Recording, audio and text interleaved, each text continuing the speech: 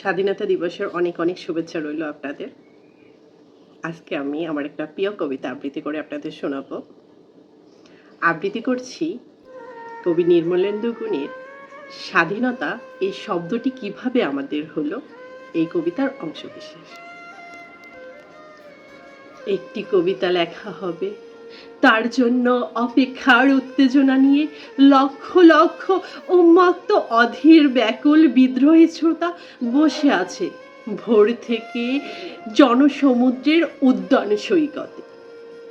কখন আসবে কবি?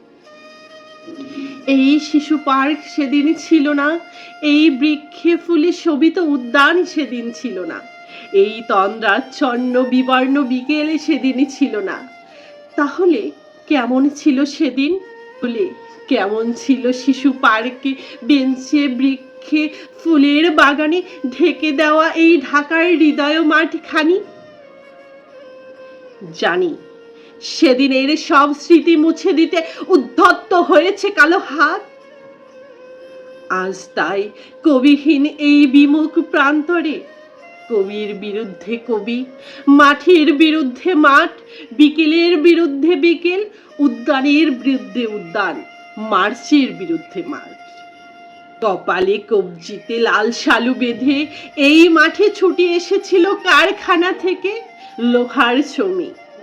লাঙল জোয়াল কাঁধে এসেছিল ঝাঁক বেঁধে উলঙ্গ কৃষক।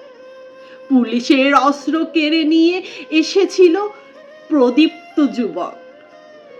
হাতের মুঠোয় মৃত্যু, চোখে স্বপ্ন নিয়ে এসেছিল মধ্যবিত্ত, নিম্ন মধ্যবিত্ত, কামার, করুণ, নারী, বৃদ্ধ, বেশ্যা, ভবঘুরে আর তোমাদের মতো শিশু পাতাকুরানিরা দল বেঁধে।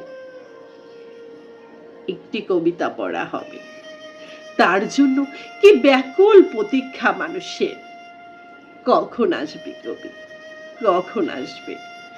শত বছরের শত সংগ্রাম শেষে রবীন্দ্রনাথের মতো দীপ্ত পায়ে হেঁটে অতঃপর কবি জনতার মঞ্চে এসে দাঁড়ালেন।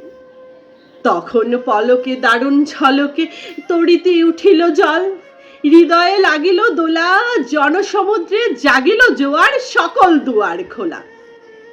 কে রোধে তাহার বজ্র কণ্ঠ বাণী?